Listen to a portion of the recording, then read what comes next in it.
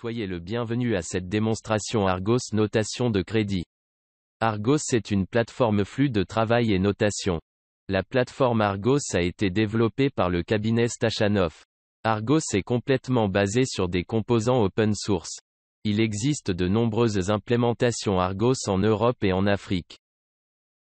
Aujourd'hui, nous allons nous concentrer sur la notation du crédit et non sur le flux de travail. La plateforme Argos est entièrement basée sur Internet ou intranet. Du côté de l'utilisateur, rien ne doit être installé, nous avons juste besoin d'un navigateur. Le système et la base de données se trouvent sur un serveur central. La connexion avec le serveur s'effectue via Internet ou intranet. La connexion et la communication sont protégées par un cryptage de serveur sécurisé. Nous nous connectons avec nom d'utilisateur et mot de passe. Le système reconnaîtra votre rôle dans Argos et attribuera les autorités en conséquence. Différents rôles ont différents pouvoirs et accès. Nous nous connectons en tant que super utilisateur. Cela signifie que nous pouvons tout faire et tout voir. Sur le tableau de bord, nous voyons les dossiers qui nous ont été attribués. Ainsi, chacun a sa charge de travail personnelle. En cliquant sur le bouton de la charge de travail, tous mes dossiers seront récupérés. Je peux entrer dans le dossier en cliquant sur l'une des lignes. Et on voit tous les détails du dossier sélectionné. Il y a aussi la possibilité de changer de langue. Cette version est disponible en français et en anglais. Une autre langue peut être intégrée. Le système Argos peut fonctionner avec différents modèles de scoring en parallèle. Ces modèles peuvent être générés sur la base de données historiques. Ce sont des données de la banque ou de l'IMF elle-même. Ici, nous pourrions ajouter un nouveau fichier de données et générer un modèle. Voici un exemple de fichier contenant 1000 crédits d'une IMF congolaise. Nous connaissons les attributs tels que le sexe, l'activité principale et l'âge de chaque prêt. Plus important encore, nous savons si le prêt a été remboursé ou non.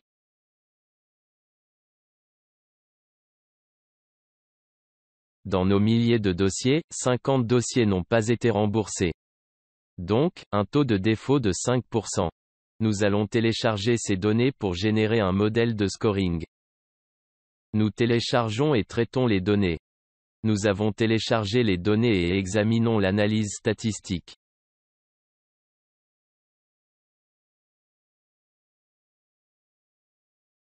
En cliquant sur l'un des attributs nous donne les détails. On voit les diagrammes à barres mais aussi les camemberts. Les camemberts affichent l'ensemble des données à droite. Mais aussi la ventilation pour les prêts remboursés et les prêts non remboursés.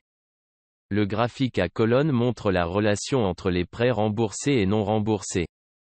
Notre modèle de notation utilisera ces différences comme base pour le scoring. Les mêmes graphiques sont disponibles pour les autres attributs. Supposons qu'un client arrive à la banque et que nous créons un nouveau dossier. Le système Argos a généré un formulaire d'entrevue avec tous les attributs.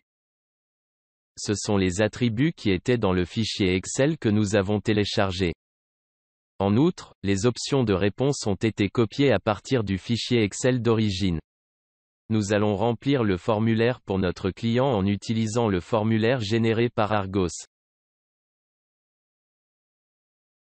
Maintenant, nous cliquons sur l'onglet pour la notation bayésienne. La probabilité de défaut antérieure était de 5% mais le score est maintenant de 0,25%. Donc, sachant l'âge, le sexe, l'activité et la situation familiale, la PD a changé vers 0,25%. Le théorème de Bayes enseigne que les probabilités changent à mesure que de nouvelles informations deviennent disponibles. Regardez l'exemple à l'écran. Il est important de souligner que notre modèle de Bayes provient des données. Il n'y a pas d'interférence humaine. À mesure que les données changent, le modèle changera également. Les modèles bayésiens s'adaptent aux données de la banque ou de l'IMF.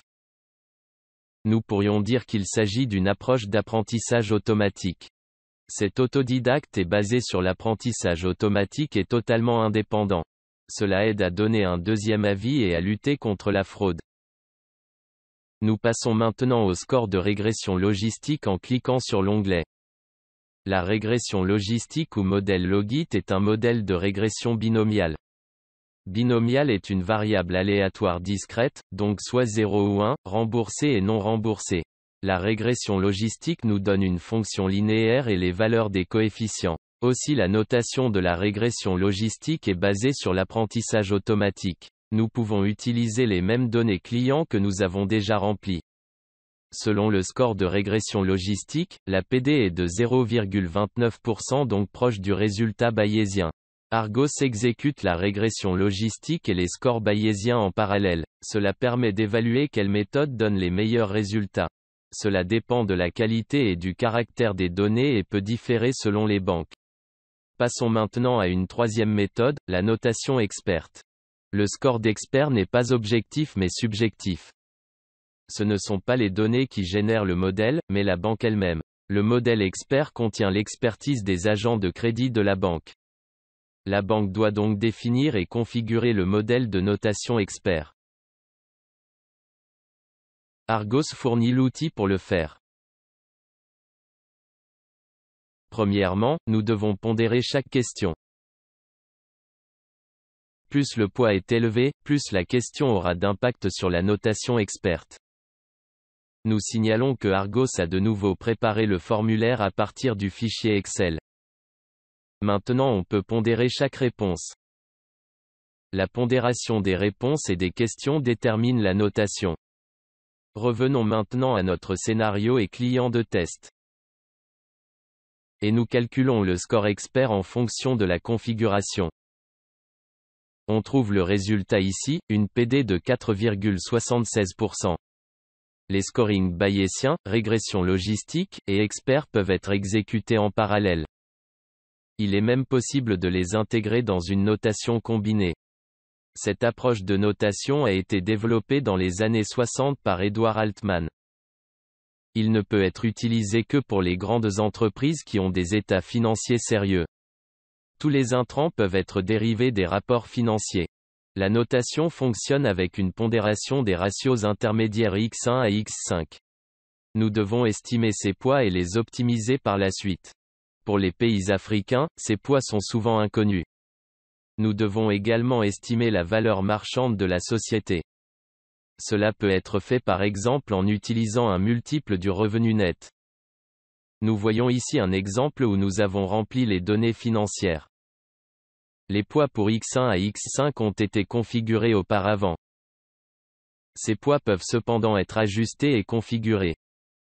Le système Argos calcule le score Altman Z. Argos fournit également une interprétation, safe. Dans notre cas, il est sûr, ce qui signifie qu'il n'y a pas ou très peu de risques. Il est également possible d'imprimer des rapports sur les notations. Faisons un PDF pour le score Altman Z. Ces PDF peuvent être ajoutés au dossier et ne peuvent être altérés. La notation Altman est une approche classique et robuste. La notation peut être utile pour les banques africaines après quelques adaptations. Nous avons vu plusieurs approches de notation, comment les comparer? Les systèmes Argos surveillent cette performance en permanence. Une méthode connue est la matrice de confusion. Ici, nous faisons la balance des faux négatifs et des faux positifs. On parle de faux positifs ou de faux négatifs quand le résultat du test est contraire à la vérité. Argos pèse également ces cas. Accepter un client de crédit que vous n'auriez pas dû accepter est grave. Refuser un client de crédit que vous auriez pu accepter est moins grave. Argos en tient compte et calcule le meilleur point de coupure. Argos calcule aussi la courbe caractéristique d'exploitation du récepteur, ROC. Tout cela aide à arriver à une évaluation de la performance objective. Un résumé récapitulatif compare les performances.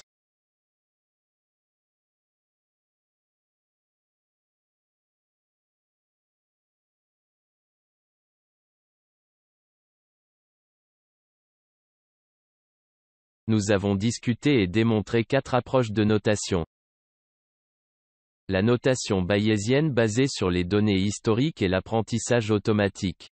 La notation régression logistique basée sur les données historiques et l'apprentissage automatique. La notation experte configurée par les experts de la banque ou de l'IMF elle-même. Et le scoring Altman Z pour les entreprises basées sur les données dans les états financiers. Merci d'avoir regardé et écouté cette démo. N'hésitez pas à me contacter si vous avez des questions.